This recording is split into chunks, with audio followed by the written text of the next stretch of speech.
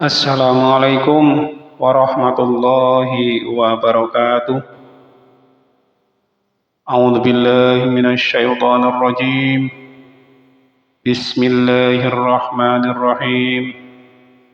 Alhamdulillahilladzi an'ama 'alaina bi ni'matil iman wal islam. Asyhadu an la ilaha illallah wa asyhadu anna Muhammadan 'abduhu wa rasuluh. Allahumma salli ala Muhammad wa ala ali sayyidina Muhammad. Rabbi israh li sadri wa yassir li amri wahlul 'uqdatam min lisani yafqahu qawli, amma ba'du. Akhirul kiram rahimakumullah. Marilah kita bersama-sama memanjatkan rasa syukur kita kehadirat Allah Subhanahu wa taala bi qaulina alhamdulillahi rabbil alamin. Yang mana pada kesempatan kali ini Allah masih memberikan kepada kita banyak kenikmatan. Sebagian dari para nikmat itu adalah nikmat sehat, sehingga kita masih bisa beribadah sampai hari ini.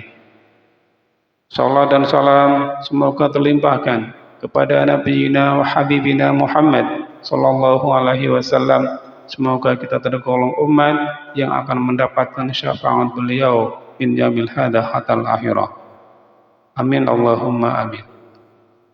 Akhirul kiram rahimakumullah. Pada kesempatan kali ini kita akan bersama-sama mempelajari tentang al-kabair atau dosa-dosa besar yang mungkin salah satunya kita pernah melakukannya.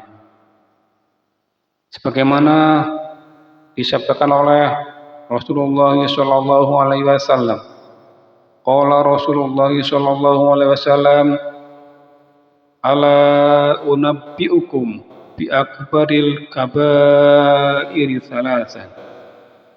Qulna bala qala al-isyraq billah wa uququl walidain wa qatlun nafsi wa qauluz zuri wa syahadatuz zuri. Sabda Rasulullah sallallahu alaihi wasallam, marilah ku beritahukan kepadamu tentang dosa-dosa besar. Dan beliau menyampaikan sampai 3 kali, mengajak, jawab kami, baiklah. Beliau bersabda, mempersekutukan Allah, mendurhakai ibu bapak, membunuh diri atau membunuh orang lain, berkata dusta, dan jadi saksi palsu. Hadis riwayat Bukhari Muslim. Akhirul kiram rahimakumullah, berdasarkan hadis tadi, al-kabair artinya adalah dosa-dosa besar. Maksudnya berat dalam hukumnya menurut hukum Allah. Ada 5 macam dosa besar yang diterangkan oleh Rasulullah sallallahu alaihi wasallam, yaitu yang pertama, mempersekutukan Allah, atau dengan kata lain adalah syirik, yaitu mempertahankan benda bernyawa atau benda tidak bernyawa, tampak atau tidak, yang merupakan tandingan bagi Allah. Syirik ini dosa besar yang tidak akan diampuni kecuali dosa-dosa yang lain.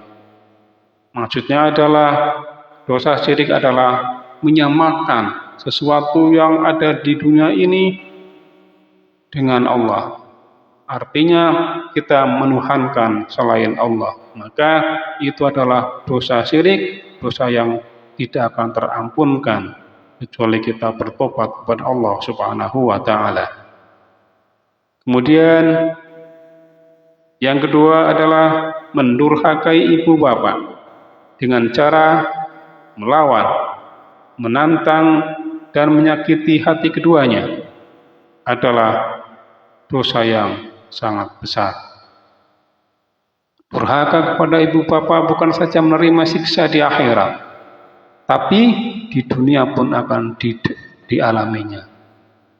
Seperti yang dialami oleh kisah Yuraij di masa Nabi Musa alaihi salam dan Al-Qamah di zaman Nabi Muhammad sallallahu alaihi wasallam.